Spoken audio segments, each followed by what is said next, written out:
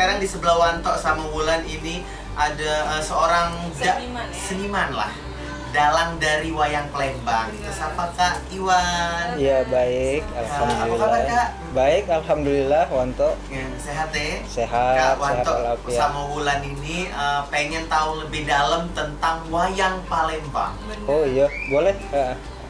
Pertama-tama, ngapa sih kakak bisa kepikiran untuk nerusi seniman jadi seniman wayang Palembang ini? Aku jadi dalang pada tahun 2004 awalnya. 2004. Tahun 2004 itu oleh karena UNESCO mencari bekerja sama dengan Pepadi dan Senawangi yang ada di Indonesia, mencari kebudayaan yang ada di Indonesia ini yang bisa dihidupkan kembali. Ada 5 kebudayaan kesenian tradisional, salah satunya itu wayang kulit Palembang ini dihidupkan kembali, mendapatkan bantuan dari UNESCO pada tahun 2004. Nah, itu awalnya saya menjadi dalang pada waktu itu. Tapi sebelum UNESCO memberikan bantuan itu, wayang Palembang ini sudah berdiri. Kalau grup ini ya, grup Seri Wayang Kulit Palembang ini sudah berdiri tahun 1950. 1950. Iya. Grup KKN. Iya, grup ini.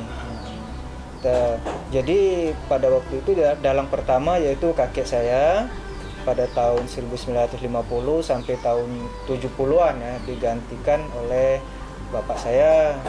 Nah, itu sampai tahun 1900-an wayang kulit Palembang ini sempat mati suri oleh karena masalah keuangan, masalah gamelan, masalah juga ilmu-ilmu yang mereka pelajari, penabuh-penabuh gamelannya ini itu tidak diajarkan kepada anak-anaknya, tidak diturunkan. Oleh karena ya dulu itu kalau main wayang di zaman bapak, zaman kakek, pembayaran ekonominya itu tidak bisa menghidupi keluarga.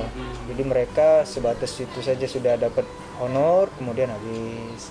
Dan lebih parahnya lagi di zaman kakek itu tidak dibayar dengan duit. Pada waktu itu dibayar dengan, misal ada yang nanggep, dibayar dengan sekarung beras, atau dengan zaman dulu musim minyak lampu ya, minyak tanah itu dibayar itu.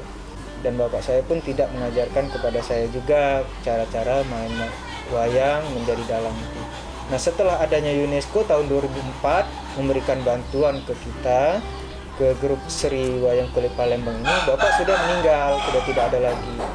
Jadi kita merasa merasa bertanggung jawab bahwa orang luar pun sanggup untuk menghidupkan kita, sedangkan kita sendiri tidak mau. Nah, itulah awal sekali saya menjadi dalang pada tahun 2004. Jadi itu belajarnya dewek?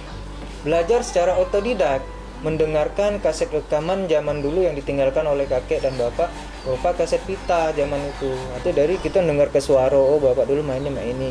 Begitupun alunan musiknya, gamelan-gamelannya juga kita mendengarkan dari kaset-kaset itu tadi. Jadi sudah dikirim oleh UNESCO itu 50 buah wayang dan seperangkat gamelan, tapi tidak lengkap, bisa kita mainkan. Jadi kita mendengar dari misal yang dipukul zaman itu, kita dengar ke dulu di kuping, dicari nadanya dari situ. Tadi kakak ngomong sanggar kakak ini berdiri tahun 1950. Iya. Berarti wayang Palembang ini sebelum tahun 1950 itu sudah ada? Sudah ada wayang Palembang ini, karena saya berani memang mengatakan sudah ada karena fisik wayang kulit yang kita pakai ini dibeli oleh kakek bekerja sama dengan pemuda-pemuda Tangga Buntung ini dan Depdikbud. Pada masa itu belum ada Dinas Kebudayaan dan Pariwisata, yang baru ada Depdikbud, membeli wayang kulit yang ditinggalkan oleh Abdul Rohim. Abdul Rohim ini tinggal di Tujuh Ulu, Ketopati. Dia dalang sebelum tahun 1900-an. Tetapi karena dia sudah tidak mendalang lagi, pengerawitnya sudah tidak ada, kita beli alat-alatnya ini.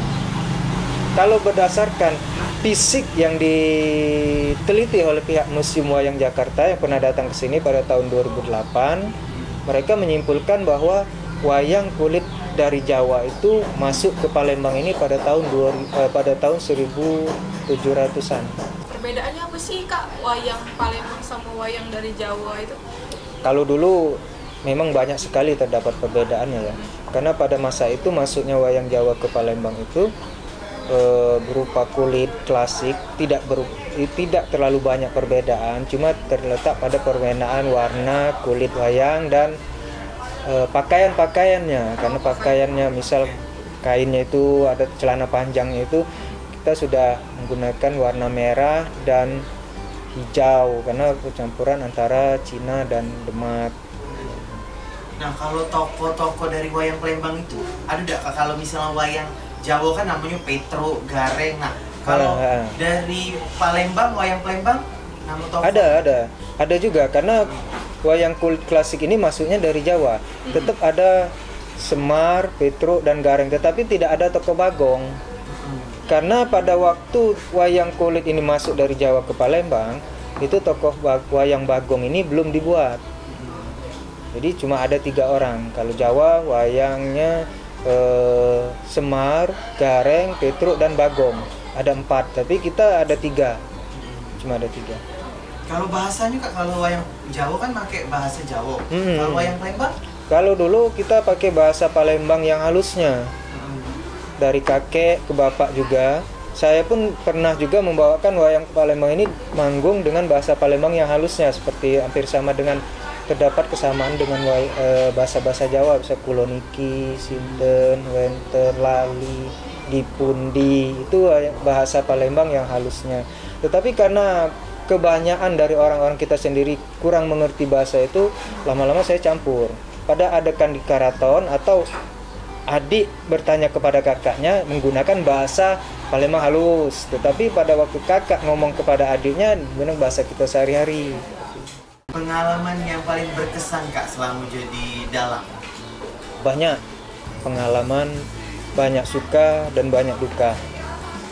Kalau sukanya ya kita ngomong, saya ini di dalam kehidupan sehari-hari boleh dikatakan ekonominya standar biasa-biasa saja ya. Tapi semenjak saya menjadi dalang, saya bisa berangkat keluar kota, misal ke Jawa, ke Jakarta dengan mengendarai pesawat terbang. Sedangkan kalau saya menggunakan biaya sendiri, terus terang saya tidak mampu. Dan di situ pun saya bisa ke Jogja, ke Solo, ke Semarang dengan ada kemampuan menjadi dalang ini. Diundang Pak? Ya, diundang acara di Jakarta, kita mampir acara mengisi eksibisi. Kalau kendalanya Pak? Kalau kendala dari awal sudah banyak kendala. Kendalanya karena kita tadi belajar secara otodok, cerita-cerita wayang yang adanya dari zaman kakek dan bapak itu sudah banyak hilang. Lagi pula kendalanya kalau ada wayang kulit ini yang rusak di Palembang itu tidak ada pengrajin wayang, harus ngirim ke Jawa, harus beli aksesorisnya ke Jawa. Misal kapit wayang itu ya terbuat dari tanduk, di Palembang tidak ada, kita harus beli dari Jawa. Jago eksistensi sebagai seniman wayang Palembang ini sama Pak? Karena saya tidak memfokuskan bahwa menjadi dalang ini menjadi mata pencarian sehari-hari ya. Jadi saya tidak terlalu memikirkan setahun ada pagelaran atau tidak ada pagelaran, karena saya usaha dagang. Tapi kalau saya memfokuskan saya menjadi dalang ini sebagai mata pencarian, saya mungkin 3 tahun sudah berhenti. Karena penghasilan menjadi dalang ini misal besar lah, umpamanya 10 juta misal, tetapi 1 tahun tidak manggung, lama-lama habis untuk mencukupi ekonomi keluarga. Tetapi karena saya tidak menekankan ke situ, jadi ini sebagai sampingan lah ya? Sebagai cinta untuk melestarikan warisan nenek moyang. Wayang Palembang ini ceritanya nih mengangkat tentang apa? Sama seperti cerita yang ada di Jawa, mengangkat tentang epos Mahabharata dan Ramayana. Tetapi ada tokoh-tokoh, ada cerita-cerita karangan yang dikarang oleh kakek saya beserta sesepuh keluarga Kelurahan 36 Ilir ini. Bisa cerita Petruk Menggaratu, Ukir Gelung Negak Blabar Kawat, itu judulnya. Prabu Bantarangin, itu tokoh carangan tetapi mengambil tokoh-tokoh dari Mahabharata. Sebenarnya Ulan baru tahu kawan, kalau di Palembang itu ada yang lestari ke wayang Palembang. Ulan baru tahu. Tanya, grup wayang Palembang ini di Palembang ada berapa kok? Aku kakak Dewe punya grup? Kalau grup wayang Palembang di Palembang ini cuma ada Siko inilah yang ada di sini, Bay. Ya kalau grup-grup wayang Jawa banyak di Palembang ini. Kalau misalnya diundang, misalkan diundang untuk acara wayang, kakak tampilnya dewean atau ada ada kawan misalnya? Iya, kalau tergantung dari permintaan yang nanggep ya. Kalau biasanya itu wayang itu harus ada pengering, penabuh gamelan, tetapi wayang Palembang tidak menggunakan sinden. Dan sekarang ada juga yang nanggep minta cuma dalangnya bae main, tetapi musik-musiknya itu pakai sound system, misal pakai flash disk atau pakai HP ya. Itu kadang-kadang juga ya, tidak nyambung kadang-kadang ceritanya. Kan wayang itu kan berbeda-beda musiknya, ada musik di dalam istana, ada musik peperangan, ada musik perjalanan. Kalau kakak ngedalang lebih enak musiknya tuh live kak ya? Iya, dengan beserta dengan para penabuhnya juga. Total anggota timnya ada berapa kak? Seluruhnya 13 orang, termasuk teknisi. Teknisi yang ngangkat-ngangkat di kedebong pisangnya, alat-alatnya itu. Iya, agak sedikit repot ya, banyak Peralatannya itu ya. mungkin satu mobil. Kalau manggung kita harus pakai mobil pickup bawanya. Tiang tabirnya itu kan 3 meter panjangnya. Kakak kan jadi dalang ini. Kalau ngedalang tuh sebenarnya dewean atau ada rewang juga? Khusus untuk ngedalang. Dalang ya dewean biasanya. Ada rewang kalau adanya nak ngerewangi Pak. Tambah semangat dalangnya kalau direwangi. Nah kakak kan ada gak niat kepengen mewarisi ilmu sebagai dalang kepada generasi muda yang lebih muda dari kakak? Keinginan itu tetap ada supaya walaupun bukan di zuriat saya ya, bukan di zuriat Sri Palembang atau mahasiswa atau orang lain yang pengen belajar, tetap ada. Tetapi mereka sampai sekarang kita pernah juga mengadakan workshop dari dinas-dinas terkait ya, Dinas Pariwisata, Dewan Kesenian Palembang pernah mengadakan workshop untuk mencari cikal bakal dalang penerus ya, karena mungkin mereka melihat profesi seorang dalang ini tidak bisa menghidupi ekonomi. Harapan untuk masyarakat dan kaum yang modern sekarang ini apa? Harapan kakak untuk wayang Palembang? Harapan saya ya kepada anak-anak muda, jangan kita meninggalkan tradisi dan budaya yang sudah diciptakan oleh nenek moyang kita dahulu. Karena tradisi dan kesenian yang diciptakan mereka itu untuk membina moral-moral bangsa yang akan datang.